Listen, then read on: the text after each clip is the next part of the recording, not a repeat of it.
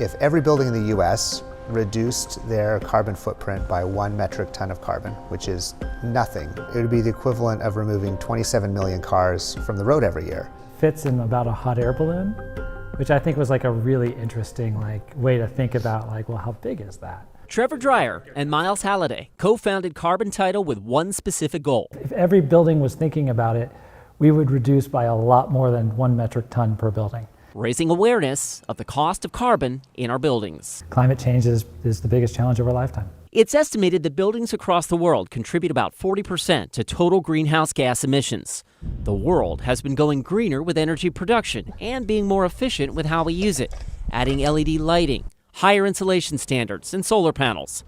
But what about the carbon in the actual construction process? Concrete's one of the worst things that we do, and it's the second most utilized resource on Earth after water. Concrete is responsible for 8% of global CO2 emissions on its own, and most of the stuff we build uses a lot of concrete. Consider a modest-sized office building like our KGW news station built in 1965. A building of this size has tens of thousands of metric tons that are embodied inside the construction, and then it's utilizing over a 30-year period about the same amount of carbon. So we're talking tens of thousands of metric tons of carbon. So reducing it by 1 or 2 metric tons, either on the operational side or when we're building buildings, is not a really big number. Trevor and Miles say they can quantify all the carbon that's in a building, and that number is free to see to anyone who wants it.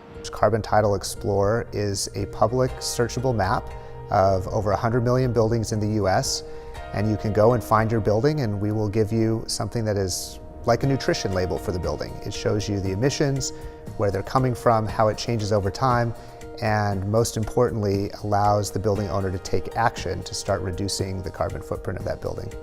Can we actually do this? There's been an explosion of data around the embodied emissions from construction materials. Wes Sullins is Director Lead at the National Green Building Council. We're getting to the point where these are very directionally accurate, these kind of tools and resources. It's saying, decarbonize your concrete, look for ways to get better steel, the way it's produced, and other materials. Making that information more accessible should drive transparency and lower carbon building methods. We're going to solve the climate crisis. It's going to be through buildings. Chris Flint Shadow is a principal architect at ZGF, a pioneer in green building practices. They just installed the enormous new timber roof on the PDX expansion. I met him at his newest project called the PAE Living Building in Old Town.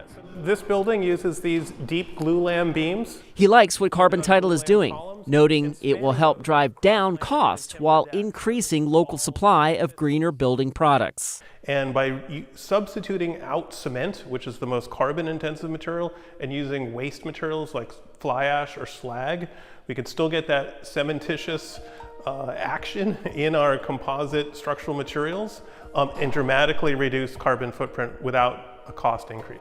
You can only build with what you have within your industry, and we need to change the tools and the materials that people have available, not just try to decarbonize a building. We have to decarbonize the system.